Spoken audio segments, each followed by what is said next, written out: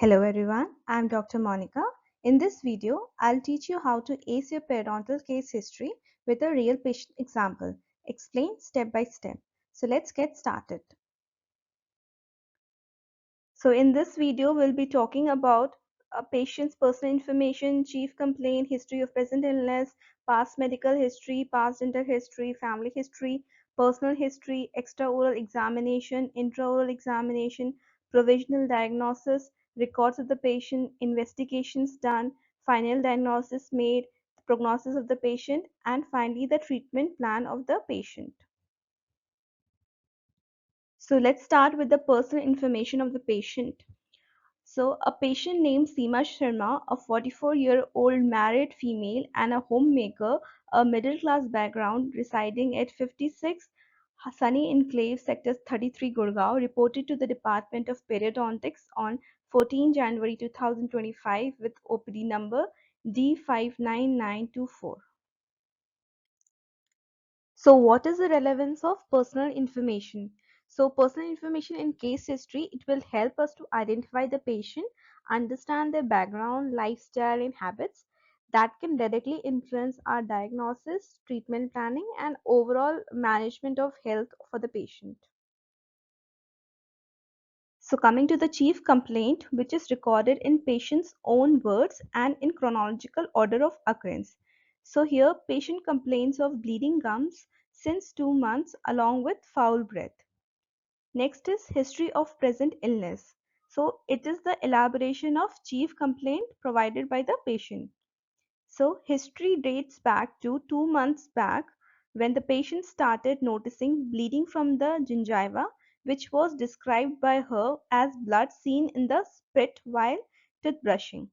Patient also presented with the problem of bad breath. So coming to the relevance of chief complaint and history of present illness. So chief complaint tells us why the patient has come to visit the hospital or clinic. That is their main concern in their own words. Now history of present illness gives us the details about the chief complaint, when it started, how it has changed or any other related symptoms to the chief complaint. Next is past medical history. There was no significant medical and treatment history provided by the patient. Coming to the past dental history, this was patient's first dental visit. Next is family history. When patient was asked about the family history, no significant family history was provided by the patient. So coming to the relevance of past medical and dental history and family history, we take past medical history and dental history to identify systemic conditions, any medications taken by the patient, any allergies or previous treatments that can affect the diagnosis and treatment planning, and also to ensure the patient safety. So family history, it helps to detect any genetic disease that can impact the oral or affects the oral diseases. Coming to the personal history of the patient, patient consumes a vegetarian diet and is a non-consumer of alcohol, smoking, or patient does not have any tobacco chewing habits. Coming to the oral hygiene practice, patient brushes twice a day with Colgate toothpaste using medium hard toothbrush in horizontal and vertical motion. She doesn't use any interdental aid for cleaning teeth and changes brushes when the bristle frays. So coming to the relevance of personal history, these factors they help in risk assessment for periodontal disease. For example, consumption of sugary diet influences plaque accumulation and can increase the risk for periodontal disease. Also, smoking, alcohol, tobacco consumption also increases risk of periodontal disease. Coming to oral hygiene practices, for example, the brushing methods they tell us about the potential for trauma or abrasion in the patient, and how many times the patient brushes, with what he or she brushes, and if there is any interdental aid used also helps assess the oral hygiene practice of the patient. So we can provide good oral education to the patient for future use. So coming to the relevance of TMJ examination, so mandibular deviations may indicate any kind of joint or muscle issues, and clicking or crepitus, if it is present, it suggests any kind of disc problems or joint degeneration. And if there is tenderness present, it signals inflammation or muscle strain. So when the lymph nodes were examined, it was non-tender and non-palpable. So coming to the relevance of lymph node examination, so we check lymph nodes to detect if there is any infection, inflammation or malignancy in the head and neck region. So coming to saliva, patient reported a normal amount of salivary flow with a transparent color and watery thin consistency. Next was labial frenal attachment. In the maxillary, it was gingival and the Blanche test was negative. In the mandibular, it was also gingival. So saliva examination helps to assess the oral health problems. Coming to amount, if there is adequate saliva, it will keep the mucosa moist, aid in lubrication and protect it. Whereas if there is dry or frothy saliva, it may indicate dehydration, any medication effect or salivary gland dysfunction. Coming to changes in the color and consistency, it can also signal presence of infection, inflammation or systemic problems. So how to perform Blanche test? For this, apply gentle pressure to the labial frenum for 5 to 10 seconds, then release. Observe for blanching or paleness. If it is normal, it indicates healthy tissue, and if there is persistent blanching, it may suggest tension or abnormal attachment which may affect mobility of the tooth. Now coming to the intraoral examination of the patient, coming to malodor, it was grade 2 according to the Rosenberg scale, and occlusion was found to be Angel's class 1 molar relation bilaterally. So malodor grade 2 falling under the category of slide is described as odor is deemed to exceed the threshold of halitosis recognition. It means that the breath has become strong enough for others to notice it as bad breath. Coming to occlusion, that is Angel's class 1 molar relation bilaterally, it is when the mesobuccal cusp of the maxillary first molar occludes in the buccal groove of mandibular first permanent molar. So coming to the examination of other oral structures, the lips were found to be competent with melanin pigmentation present. On examining the tongue, buccal mucosa, floor of the mouth, palate and vestibule, there was no abnormality detected. So during the intraoral examination of lips, tongue, buccal mucosa, floor of the mouth, palate and vestibule, we look for any abnormalities such as presence of ulcers, any swelling, any kind of discoloration, patches or any structural changes. So coming to the hard tissues of the patient, notation, it is FDI. Here we can see the representation of all the teeth present in the patient's mouth, and total of 32 teeth were present. The size was found to be normal, yellowish white in color. And coming to the wasting diseases, there was adhesion with respect to 11, 21, 31 and 41, and there was no abrasion seen. Fractured teeth, there was no fractured teeth in the patient, and dental stain, according to modified Lobene stain index, the intensity was found to be 1, area was found to be 1. There was no caries or restorations in the patient. So hard tissue examination tells us about the total number of teeth present, helps in identifying the presence of caries, tooth wear, fractures, malaligned or missing teeth, or evaluating restorations and recording the presence of plaque and calculus. So patient was scored with a calculus index score of 2 according to the Green and Vermeulen index. So coming to proximal contact relationship, there was open contact with respect to 1-1 and 2-1, 3-1 and 3-2, and 3-1 and 4-1. That is type 3 embrasure. So the tight contact was seen with respect to 1-1 till 1-7, 2-1 till 2-8, and 2 to 3-8, and 4-1 till 4-8. There was no hypersensitivity of tooth present. So why is proximal contact relationship important? So proper proximal contact helps in maintaining tooth position, preventing food impaction, and they reduce the risk of periodontal problems. And how to check tooth hypersensitivity? For this, we can apply cold water or air through three-way jet syringe, or we can use a slight explorer to run around the tooth surface. And if the patient feels sharp, sudden pain, it indicates hypersensitivity. So coming to the soft tissue examination, that is the gingival examination, the color was found to be reddish pink with respect to 11, 12, 22, 23, 31, 32, 33, 41 and 42, pale pink with respect to 13 till 18, 24 till 28, 34 till 38, 43 till 48. The contour was found to be rounded with rolled out margins with respect to 11 till 15, 21 till 23, 31234, 41244. Scalloped and knife edged with respect to 16 till 18, 24 to 28, 31 to 33, 35 to 37, 45 to 48. Surface texture, stippling was absent with respect to 11 till 15, 21 to 23, 31 to 33, 36 and 41 to 43. Coming to the size, there was decrease in gingival size with respect to 11 to 18, 21 to 24, 26 to 28, 31 till 33, 35 till 37, 41 till 44, 46 till 47.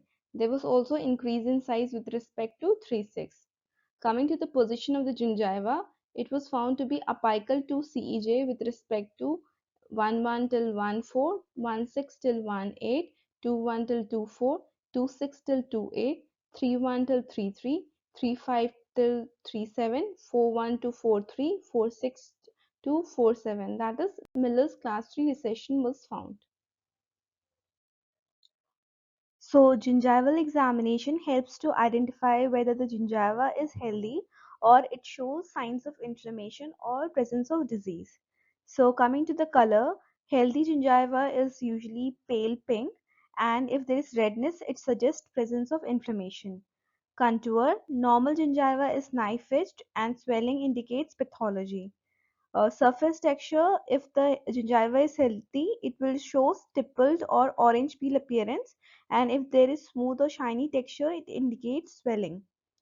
The size, if the gingiva is enlarged, it suggests inflammation or the presence of any systemic issues. The position of gingiva, it refers to the level of the gingival margin relative to the cemento-enamel junction. So next is consistency.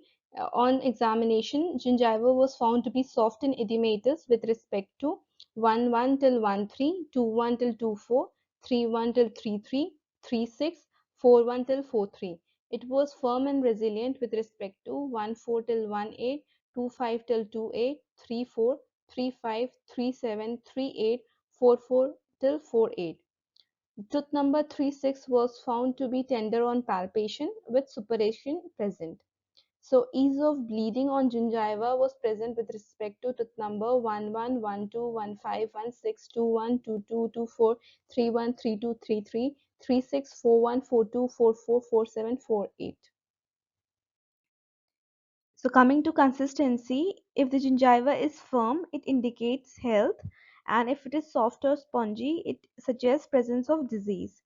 Coming to tenderness on palpation, if there is tenderness, it signals inflammation or infection or any trauma in the gingival tissues.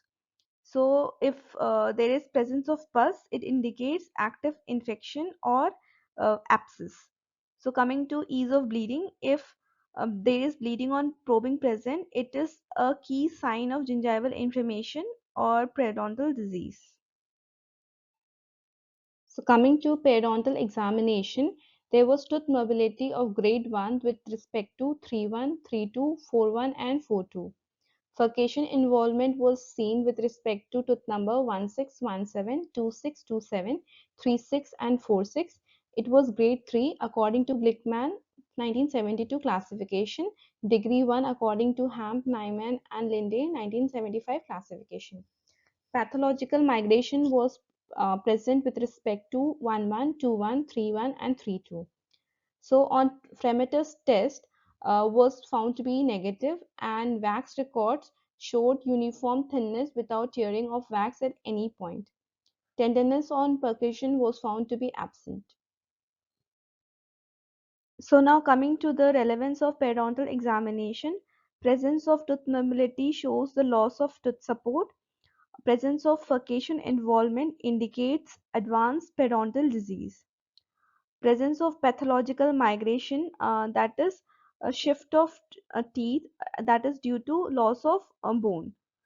Next is occlusal trauma. This suggests there is damage from excessive biting forces, and tenderness on percussion. It is sign of inflammation or active infection. So coming to the oral hygiene index simplified, patient's debris index and calculus index was found to be fair. Patient also reported a fair plaque index. So according to the interpretation, the patient had moderate gingivitis according to the classification given by Lowe and Silnes 1963. So coming to the full mouth charting or periodontal charting. So periodontal charting is done to find the clinical attachment level of individual tooth in the whole arch. For this, we will have to subtract the value of gingival margin level from probing depth value of individual tooth. So let's understand this with an example of 1/8. For this probing depth, it will be calculated by using a Williams periodontal probe. It will be inserted at 6 sides of 1/8. Buccally, it will be inserted at distobuccal, midbuccal, and mesiobuccal, and the value will be noted. And same palatally, it would be inserted at mesiopalatal, midpalatal, and distopalatal, and the values would be recorded. For determining the gingival marginal level, so this is done by measuring the position of the gingiva till the cemento enamel junction at these 6 sites. So how do we calculate the cal here? So we will subtract the buccal of PD minus buccal of GML, same palatal of PD minus palatal of GML. So the value here will be 4 minus 0, it will be 4. 3 minus 1 will be 4. 4 minus 0 is going to be 4. 4 minus 1 is going to be 5. 4 minus 0, 4. 3 minus 1 is going to be 4. So what does clinical attachment level tells us? It basically indicates the attachment loss at of that tooth at these sites. So this is a recording of periodontal charting for the maxillary left side. This is the periodontal chart recording for the mandibular left side. So this is the full mouth charting for the mandibular right side of the patient. So provisional diagnosis for this patient was generalized chronic periodontitis, and for the records, these are the clinical photographs. This one is before the scaling and root planing, and this one is after the scaling and root planing. So next record includes the 3D images of the patient done by intraoral scanning of the patient. So these are the facial and the buccal surfaces of the patient, and these are the lingual and the palatal surfaces of the patient. So coming to the investigation part, for this OPG of the patient was taken, and we could see horizontal bone loss with respect to 11, 12, 13, 21, 22 and 31 and 32, 41 and 42, and there was vertical bone loss with respect to 16, 17, 26, 27, 36 and 37, and there was furcation involvement with respect to 16, 17, 26, 27, 36 and 46 according to Glickman 1972, Nyman and Linde and Hamp 1975. So coming to the final diagnosis, it is generalized chronic periodontitis with stage 3, because the clinical attachment level, it is found to be greater than 5 mm in most of the cases, along with furcation class 3 involvement, and presence of vertical bone loss. And grading, we have given a grade C because clinical attachment level is greater than 2 with bone loss according to the age of the patient. Coming to the prognosis, the overall or the individual prognosis is found to be questionable, and tooth associated prognosis, it is questionable with respect to 16, 17, 26, 27, 36 and 46 due to the presence of vertical bone loss and furcation involvement. And coming to the site associated prognosis, it is also questionable. So coming to the treatment planning, there was no emergency treatment provided to the patient, and under phase 1, scaling and root planing of the patient was done. Oral hygiene instructions was given to the patient for plaque control, which included brushing twice daily with modified Stillman's method technique with soft gentle force, use of chlorhexidine mouthwash twice a day for 14 days, and use of interdental brushes for areas of open contacts.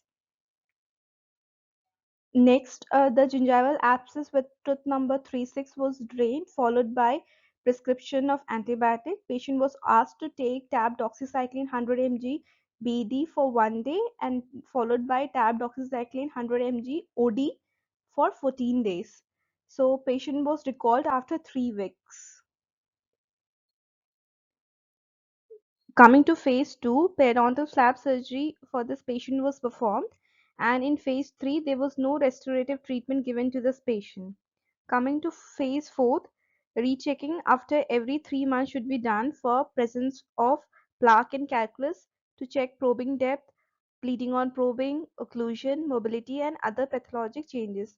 Recall must be done after 3 months. If you have liked the video, please like, share, subscribe to this channel.